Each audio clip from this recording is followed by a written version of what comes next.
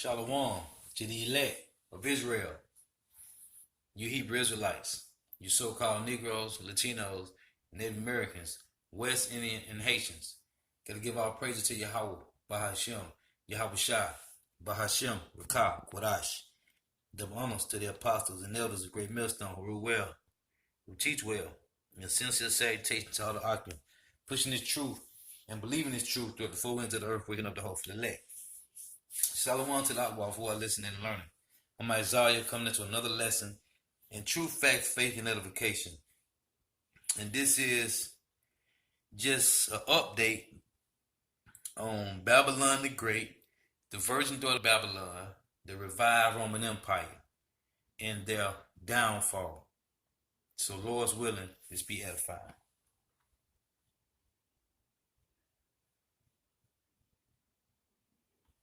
Over the coming collapse of Deutsche Bank and the effect that it was going to have on the U.S. economy. Tonight, we're going to take it even a step further. And what we're going to do is ask a question about whether we are already in an actual recession. And here's why we need to ask this question. All right, stay with me. So the media explanation, some would say spin, on what a recession is back-to-back negative GDP numbers, right? That's what we've always been told. That's what we've heard. But a lot of economists are saying it's really more about a measure of four different metrics, right? Real business sales, industrial production, real personal income, which peaked back in December, and labor, actual labor numbers, employment.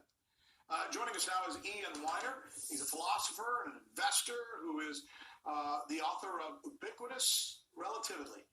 My truth is not the truth. Ubiquitous Relativity. Boy, that's a great caption. That's a great title for a book, by the way. I'm going to remember it and want to go out and read it. By golly. Okay, let's get right to where the rubber meets the road here. Are we, or might we already be soon in a recession? So technically, like you said, we're not in a recession. I imagine we will be by Q1, Q2 of 2020, just based on growth slowing. But what is interesting is that you've got the executive branch, the Federal Reserve, and even Congress now approving this debt ceiling increase today. Now, it's crazy that he said 2020 because Aaron Russo said that Rockefeller told him that that the elites want everybody to chill by 2020. All acting like something bad is coming because they're all preparing for the worst. And you don't try to weaken the dollar and you don't try to get the Fed to cut rates dramatically if things are great. And so that's where I think you keep an eye on it. So here's where things get really weird. And the average American out there feels like somebody's BSing them, right? Because of what you just said, and because we are all learning that as soon as next week there could be another interest rate cut by the Fed. Why are we hearing you say that? Why are we hearing the interest rates are going to be cut while we're hearing the President of the United States and many others, both Democrats and Republicans, saying that we're now experiencing the greatest economy in the history of the planet Earth? Something's got to give, man. They both can't be true.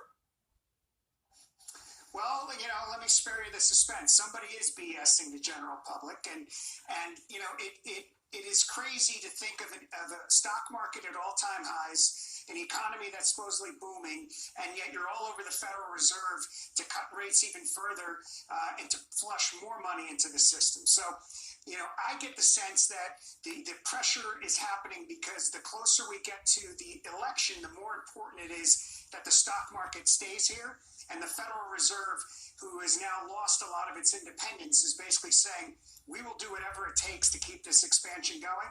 And to me, that means they're putting a floor in the stock market. By the way, those things I mentioned, industrial production, real business sales, real personal income, not including government checks and stuff like that, real employment numbers. Those are the actual metrics that are used by many of the people, or an agency out there, I think, that's in charge of finding out whether we're in a recession or not. And as I understand it, 3 of the 4 of those are down, correct? Yes, I would add that, what really matters is wage growth. And we're not really seeing any of that. And the income inequality that continues to get worse, to me, is a much bigger issue than industrial production. So unless we see people's wages go up and go up in line with any kind of inflation, that's going to be a much bigger headwind for the economy than whether or not we're actually filling jobs. What we don't talk about is that a lot of those jobs are low-paying jobs or people working 2 or 3 shifts. That's why I'm trying to get this guy, I think his name is Andrew Yang, on here. He's got an interesting philosophy about how we maybe need to start looking at a future where everybody has some kind of guaranteed salary or number that they get in terms of income so that we can stimulate the economy. But that's perhaps for another day. Let me ask you this. I'm thinking about what you're saying, and if there's another rate cut, how far can it go? Are we looking like they've done in Europe at 0 or even negative rates here in this country? And should we be worried about that? The answer is yes. I think it's non-consensus that we actually go to negative rates. And anybody who has a pension, anybody who has money in the bank, should be incredibly concerned because everything's going to start to go down in value. Imagine that. You're going to have $1 in the bank and it could be worth 97 cents. Wow. That's probably the most powerful thing that I take out of this conversation that you and I just had. That you have $1 in the bank, but it's actually going to be worth 97 cents. In America, in the United States of America. Damn. Ian Weiner, you're a good guest. Thanks, man. Isaiah 47:1. Come down and sit in the dust, O virgin daughter of Babylon. Sit on the ground, there is no throne, O daughter of the Chaldeans. For thou shalt no more be called tender and delicate. Not no more. Take the millstone and grind meal, uncover thy locks, make bare the leg. That's why he tell you in Jeremiah 49:10, he will make Esau bare. Okay? Uncover thy locks, make bare the leg, uncover thy thigh, pass over the rivers. Thy nakedness shall be uncovered. Meaning everything that was secret about these Edomites, these Illuminatis, everything that was secret about them shall be uncovered, man, which it had been for years, man. Okay? Everybody know the truth about these Edomites. Okay? Even Tupac exposed saying the only way you make it to Hollywood, you gotta sell out, man. Okay? We know about these Edomites going to the Bohemian Grove and doing all these sacrifices and these rituals. Okay, sacrificing kids and all these orgy parties and all the wickedness of Esau Edom, man. All their sorcery, witchcraft, warlocks, all these things have been revealed, man. The Lord said he had made it uncover. He had uncovered these things. That's why I tell you, Obadiah, how are the hidden things of Esau sought out, searched out? How are the ways of Esau searched out? How are his hidden things sought up, man? Okay? Because Yahweh Bashim Yahushua put the spirit on his elect men, his chosen men, starting with the apostle. That was a great millstone, man. Whether you believe that or not, okay? Who are the elders of all Israel today, man? The real Hebrew Israelites, okay? He had put the spirit on them to bring this truth out, man. Starting with their elders, man. So everything about these Edomites is being uncovered, man. What it said, tell you in 2 Thessalonians, man, that the man of sin shall be revealed, the son of perdition, man. Which is who? The Edomites, man. That's why the Lord say in Matthew 10:26, them things that was hidden and covered shall be made manifest and revealed, man. Okay? So going back in Isaiah 47:3, thy nakedness shall be uncovered. Yeah, thy shame shall be seen. I will take vengeance and I will not meet thee as a man. So Yahweh shall tell you when he come back, he ain't gonna be that lamb that he was, okay, when he was crucified, man. He's coming back as an angelic being, man, okay, with great power, man. As for our Redeemer, the Lord Yahweh Bashim Yahweh Shab host, is his name, the Holy One of Israel. Sit thou silent and get thee into darkness. They tell you that in Job, man. Job 18th chapter, man. That you're going to be in darkness, man. Okay? And you shall be met by the king of terrors, which is Yahweh Ba'ashem Yahushua.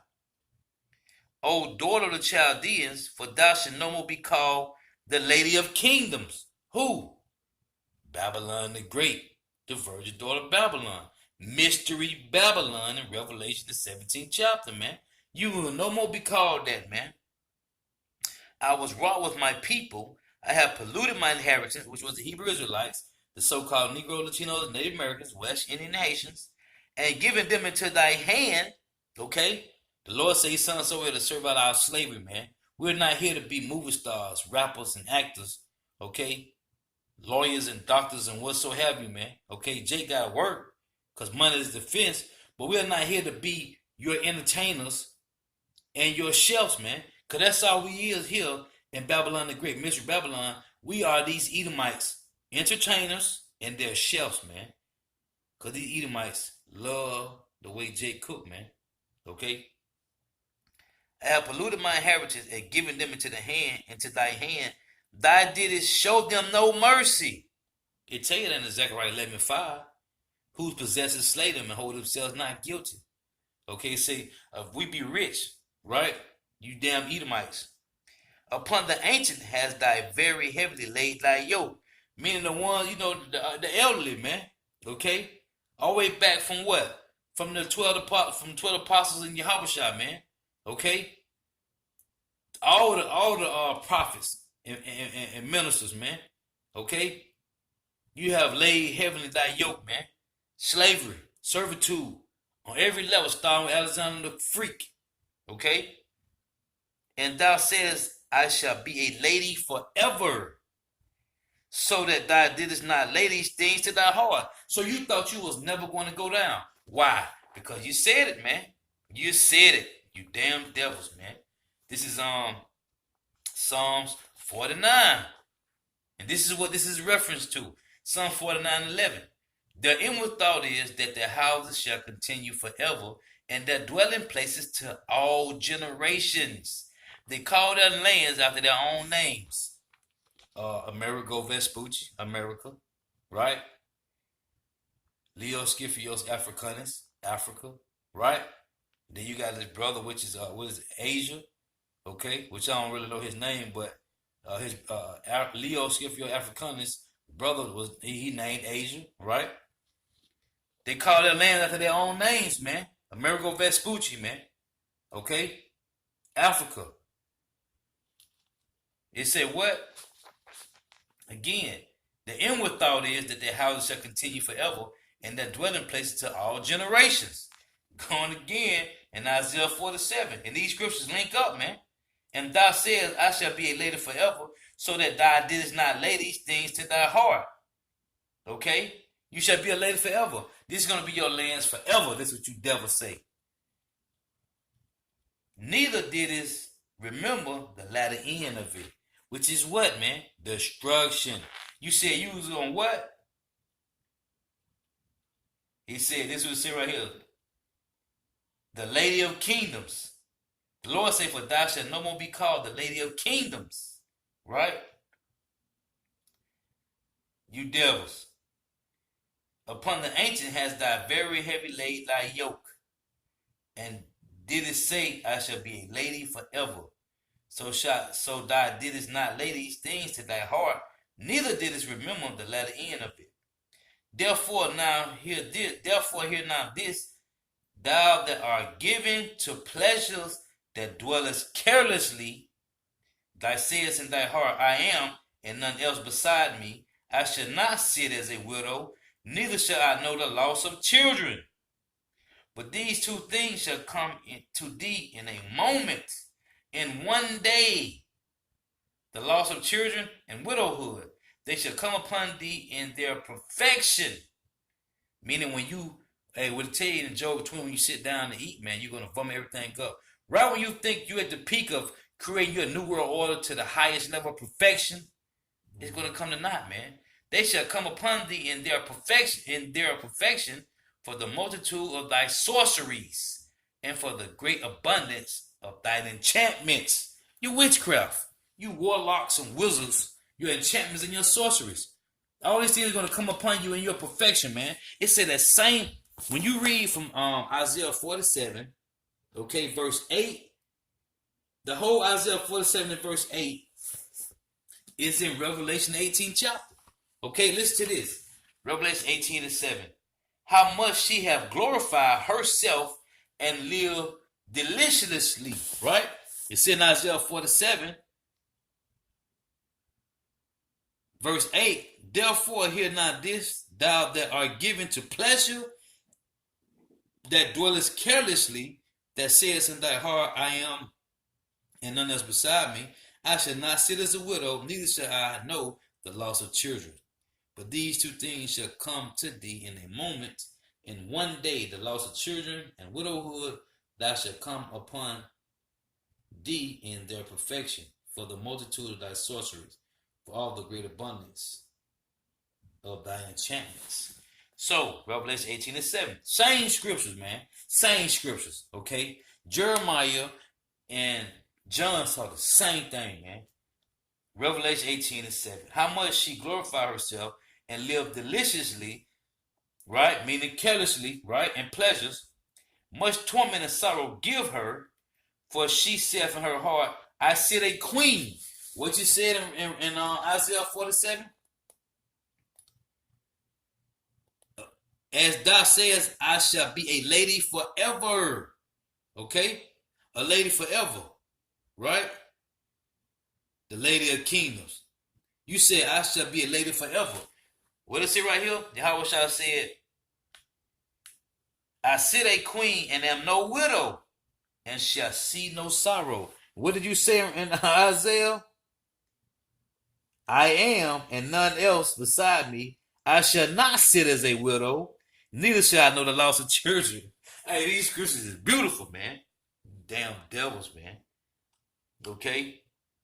I sit a queen and am no widow, and shall see no sorrow.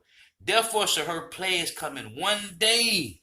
Say the same thing right here in Isaiah 47 and 9. But these two things shall come upon thee in a moment, in one day. The loss of children and widowhood. Again, Revelation 18 and 7. I sit a queen and am no widow, and shall see no sorrow. Therefore shall her plagues come in one day, death and mourning and famine, and she shall be utterly burnt with fire. For strong is the Lord Yahweh, Yahweh Shah power, who judgeth her. Okay? Yeah, man. Destruction is coming to who? Babylon the Great. The virgin daughter of Babylon, man. Hey, so get ready, man.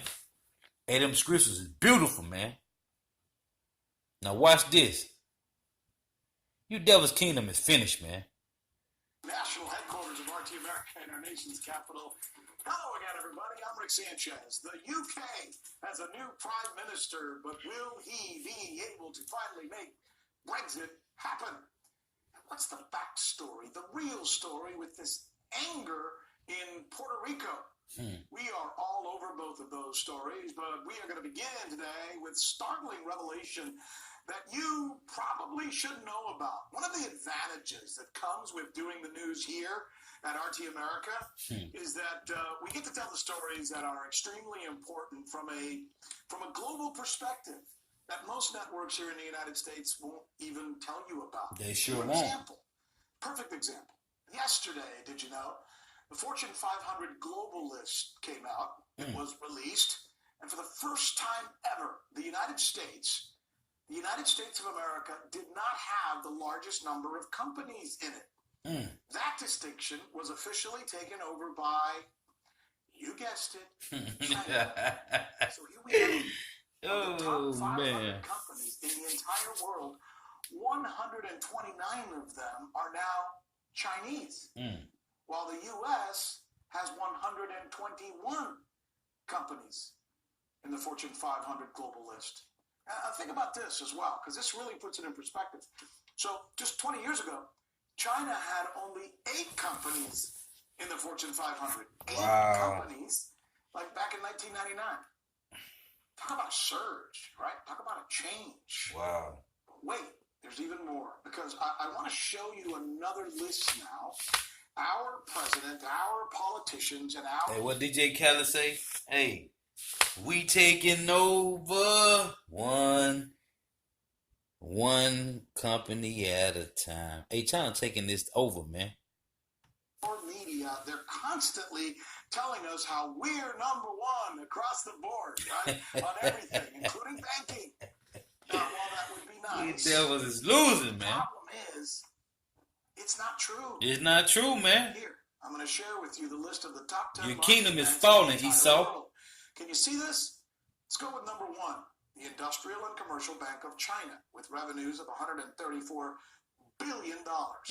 Number two, the China Construction Bank Corporation. Number three, the Agricultural Bank of China. Number four, the Bank of China. Number five, that goes to the UK, HSBC Holdings. Number six, this is where finally a U.S. bank finally shows up on the list, where 20 years ago we would have had the top eight, right? Which is J.P. Morgan. Right. Number seven is a French bank, BNP Paribas.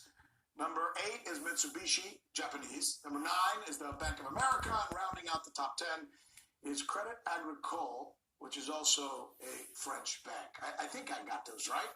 Hey, Nevertheless, I think you see the Babylon the Great only have two banks on there, man. how the world is changing economically. I don't think for 1 minute that it doesn't Come affect down our and sit in the politics, dust, that it doesn't Esau. affect our foreign policy. Because it does. Even if the rest of the media doesn't seem to want to be able to tell you about it. Right. This is the news with Rick Sanchez, where we believe it is time to do news again. Our lead story tonight is, as much as anything else, an opportunity to try and debunk the conventional wisdom that says that we as Americans have economic worldwide supremacy. There's a Spanish proverb that goes something like this: tell me what you brag about, and I'll tell you what you lack. Tell me. Hey, this is Obadiah chapter 1, verse 7. All the men of thy confederacy have brought thee even to the border. The men that were at peace with thee have deceived thee and prevailed against thee. They that eat thy bread have laid a wound under thee. There is no understanding in him. Hey, man, these other countries is taking over, man. Okay? You still trying to put billion-dollar sanctions, $200-400 billion sanctions on these countries. Man, they is taking over, man. Okay? They taking over, man. Hey, your pump is brought down, man. Your power, your rulership is falling, man. Fast. Tell me what you brag about, and I'll tell you what you lack. That may be the case right now with our country. Not only with our president, but with our Congress and with our media as well. Because they're not really telling us the truth about our economic situation. No, they're not. Right? Look, Why is that? Because they are all, Job 13:4, they are all forgers of lies, man.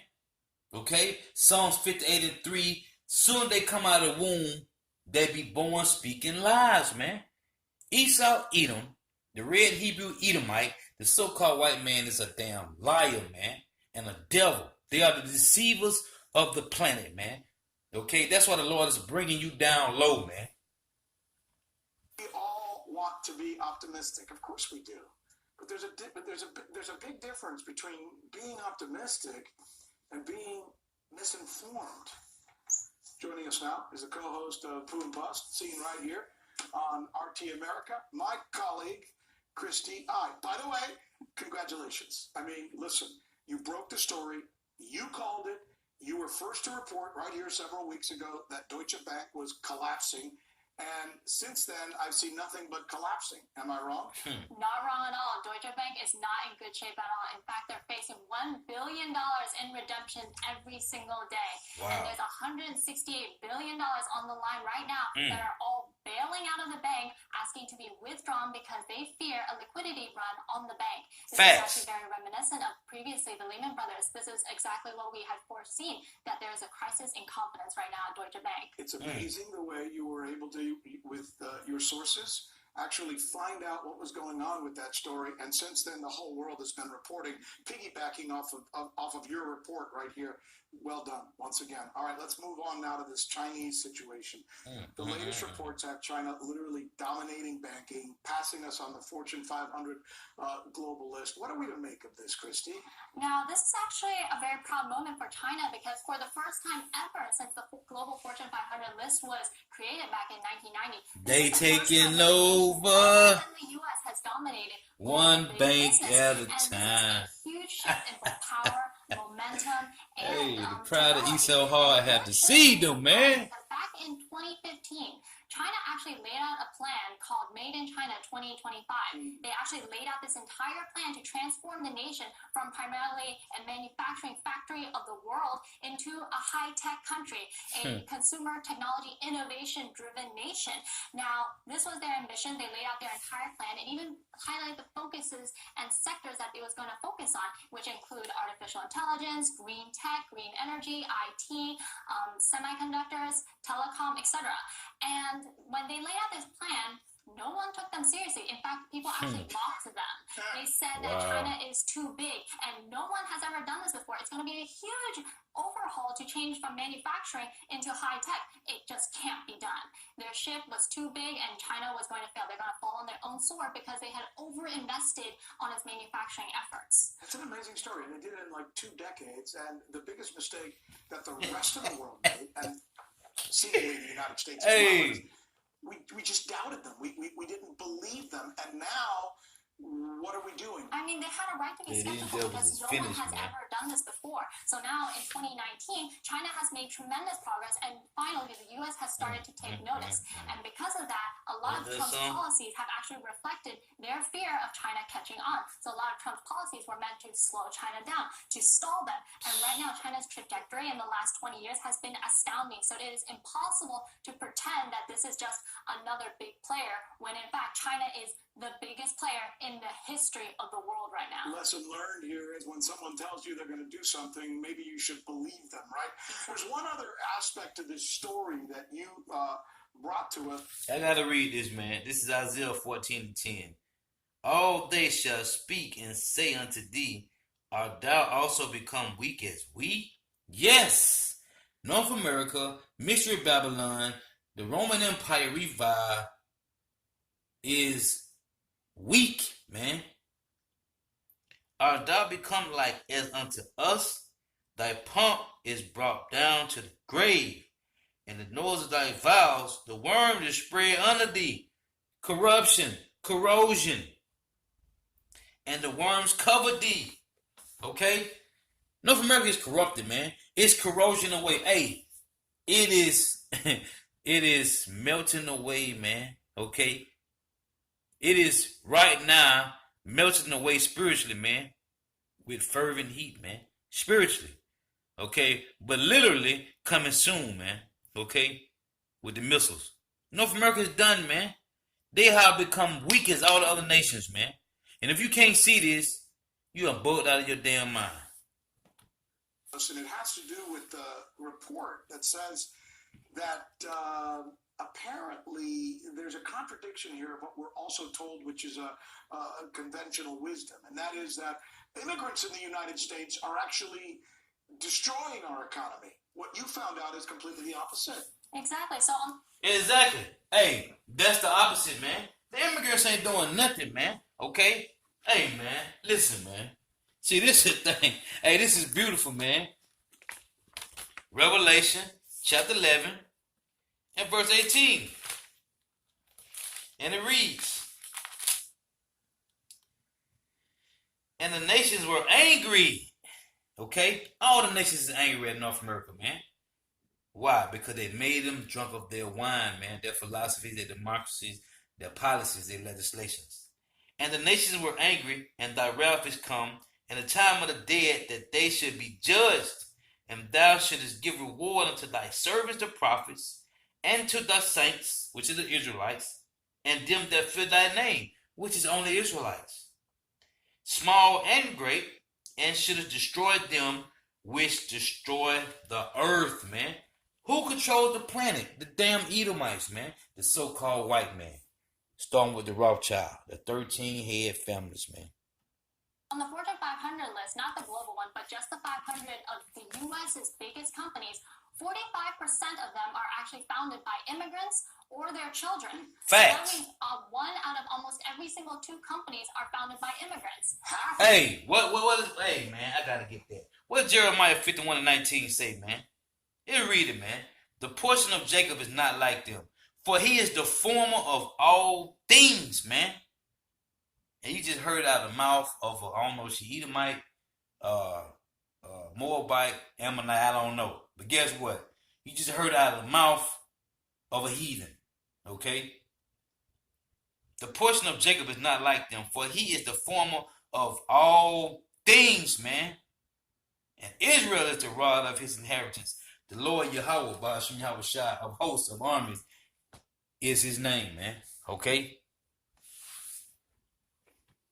Of all the countries that are in the Fortune 500 list in the United States of America, the biggest companies were founded by an immigrant or the son or daughter of an immigrant. Exactly. And so Facts. what Trump said is that immigrants are taking jobs away from the Americans. And when they said American, to my Edomites, man. 5 million jobs last year. And they contributed $6.1 trillion in annual revenue to the U.S. And that's a story you hear here on RT America, but you won't hear it on NBC, you won't hear it on Fox, and you won't hear it on CNN. And I'm proud that we're able to present that kind of story because it's important to Americans. Great job, Christy, as usual. Hey, that's facts, man. Okay? I got one more. Lord, wouldn't it be edifying? Protracted trade war between the U.S. and China now having tangible effects across the country. Chinese direct investments in the U.S. have tanked sharply, down 88%. The same trend can be seen across a multitude of sectors here. So joining us to discuss, investigative journalist Ben Swan.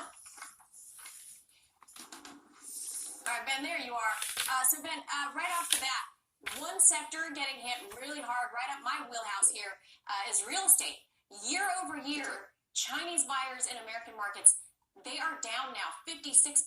That's all part of this 88% overall that Chinese money is out of the U.S. What are your thoughts, at least on that sector? They're not buying up houses anymore. They're not buying up houses anymore, and as you well know, China remains still the largest country of foreign buyers coming into the United States to buy houses, but it's, as you said, sharply down about 50%. And the reality is the U.S. doesn't trust China, and China doesn't trust the U.S. right now. And this protracted trade war is only creating more harsh conditions for that. And I think what we're seeing is... hey, that's why Obadiah said, a nation that were at peace with thee have deceived thee. Man, none of these nations trust you devils over here in North America, man. None of these other nations trust you devils, man. No one trusts none of you Edomites, man, that are spread across the earth, man. No one trusts you, man.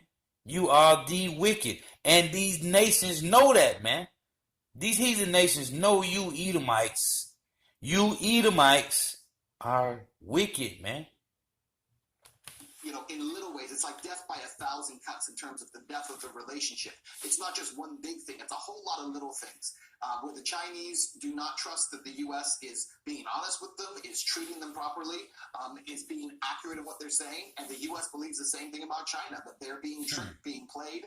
And so as that tension continues to grow, if you were a Chinese citizen, would you want to come to the U.S. and buy real estate?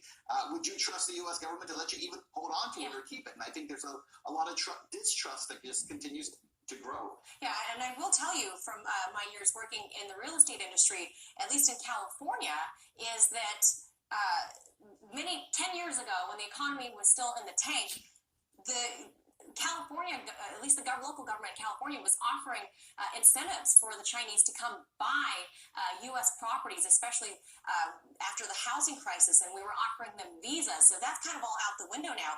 And American dollars are going still to China. That money has hardly budged, Ben. The U.S. is still sending lots of money overseas. Is this trade war then backfiring on the Trump attack model? Well, I think the trade war, maybe it's not backfiring, but I don't think it's working. Look, the bottom line is that the trade war has not changed the fact that suppliers and manufacturers can make products for much cheaper in China. They're made much more inexpensively and then sent back here and sold much more inexpensively than it would be to build and produce and manufacture manufactured products here in the U.S. That has not changed. So what the U.S. I think has tried to do is look at other surrounding countries, but the bottom line is the sheer population in China that can produce these products and manufacture what U.S. companies are looking for, other countries like Vietnam cannot even begin to compete with. So it's very difficult when on one hand you're saying you want to move away from China and you're threatening them, but on the other hand, I mean, we are so dependent on that Chinese manufacturing, it's hard to move away from it. Yeah, and speaking of manufacturing, it's important to say that a lot of, I would say in the billions of dollars of Chinese investments were not only in real estate, it was also in American businesses. They brought back a lot of jobs to states you would think of, like Michigan, or into Texas in research and things like that. But those dollars are all going away too. So apart from that, what are some of the more surprising things to come out of this news to you? Well, you know, it goes back to, and we've talked about this before, that what just recently happened with Huawei is a great example of that. So Huawei had a subsidiary that was based in the United States. It employed U.S. employees and U.S. citizens who were working there. And Huawei decided it would shut down this subsidiary here in the United States. It was operating in 3 states, in California, in Texas, and I believe in Colorado. And when you have American workers losing their jobs because of that, then you have to ask the question, how is this trade war good for the U.S. worker? How is it good for the U.S. citizens? Look, I'm not defending China in any way. I think that there is definitely, as President Trump has pointed out, severe issues between currency manipulation and the way that the Chinese basically take advantage of the relationship with the U.S. But it is not something you can overcome just by posturing and puffing up your chest, because the Chinese are now pulling back, and it continues to hurt American workers, and it continues to hurt manufacturers in the U.S. And Ben, President Trump likes to talk about this big old trade deficit that we have. It's very obvious, and that's based on just trade. Now we know that China can hit us in our pockets in states that you would ordinarily never think about. How do you see the U.S. resolving yet another deficit then between the U.S. and China, because they're just simply not investing anymore? Right, and so I think the answer to it that a lot of people in Washington think is the answer, I don't know that it is the answer, they seem to think it's the answer, is to move that trade to other Southeast Asian countries. Really, that seems to be the idea, right? That if we move it, and that was kind of the idea behind the Trans-Pacific Partnership, the TPP, was to move trade to these other countries and to bypass China. But again, the problem is that it's twofold. Number one, they don't necessarily have the population to be able to supply what we need manufacturing-wise. But two, it simply makes us dependent on someone else. And so what the question that's not being answered is, how can we, in this global economy, bring manufacturing back to the United States? Because essentially that's what Trump actually promised would happen when he became president. He said he was going to bring jobs back to the United States. He was going to overcome the flaws in the TPP, in NAFTA. But he hasn't been able to do that. I'm not sure anyone can do it, because American workers will not work for the wages that people in China or Vietnam work for. That's the bottom line. It may be a situation that is not fixable. Wow. It might not be a relationship that can be where it was 15 years ago. And bottom line, Ben, I think everybody would like to see everybody's dollars from every country into the U.S., but that's just not happening. We'll leave it right there. Everybody in the U.S. would. Everybody in the U.S. would like to see every other country's money come through the U.S. and turn it into greenbacks. All right, we'll leave it right there. Ben Swan, as always, appreciate your take. Thank you. Man, ain't nothing coming to North America, man. Okay? North America is crumbling, man. Come down and sit in the dust, O virgin daughter of Babylon, man. This place is finished, man. It's just a matter of time, man. Okay? This is Isaiah 24 and verse 10. The city of confusion is broken down. Okay? The city of confusion is broken down, man. Where is the confusion? North America, Babylon the Great, the mystery Babylon, the virgin daughter, man. The city of confusion is broken down. Every house is shut up, that no man may come in. There is a crying for wine in the streets. All joy is darkened. The mirth of the land is gone. And the city is left desolation, and the gate is smitten with destruction, man. Everything from here on out is going to fall, man. Okay? I'm gonna do another video because that's all these companies, man. Okay, it's been hundreds. I'm talking about thousands of companies, major companies that has been closing up here in North America, man. This place is finished, man. It's just, hey, that Daniel chapter 2, man. It's on its last leg, man. If I'm not mistaken, let me see. Let me check that. Daniel chapter 2, man. Right, and whereas thou sawest, Daniel 2 and 43, and whereas thou sawest iron mixed with miry clay, they shall mingle themselves with the seed of men, but they shall not cleave one to another, even as iron is not mixed with clay, man. And that's these nations separated from North America, man. Okay? This place is finished, man. This is we on the last toe of this place, man. Okay? The 10 toes, man. It's just a matter of time for a fall. And the reason that I've been kind of, laughing a little bit, because, hey, this is beautiful, man, because we don't do this often, man. Okay? I'm going to read this verse. The reason why I'm kind of, laughing a little bit, because it don't be much, man. It's either when I'm doing lessons and certain things fly out, or I'm with the brothers at the camp, man. Other than that, man, it's nothing to laugh about here in this place, man. But this is Ecclesiastes 21, verse 20. A fool lifteth up his voice with laughter, but a wise man doeth scarce smile a little. So I'm scarcely smiling a little because, hey, we are ready for this kingdom to fall, man. Okay? Read it again. Ecclesiasticus 21 and 20. A fool lifteth up his voice with laughter. This one that's living in our happiness, right? But a wise man doeth scarce smile a little, man. Okay? I'm just smiling because, hey, I see what's going on. We see what's going on with this kingdom, man. And it's crumbling like cornbread, man. Okay, like a bad made cake, man. It's crumbling, man. And so, Lord, with us edifying, got to give our praise to Yahweh, by Hashem Yahweh Shai, by Hashem Rakak Wadash, the abundance to the apostles and elders, a great millstone who rule well, who teach well, and the sisters say, takes each other out and pushing this truth throughout the four winds of the earth, waking up the hopefully elect. And shalom to the Akwa for what listening and learning. Shalom.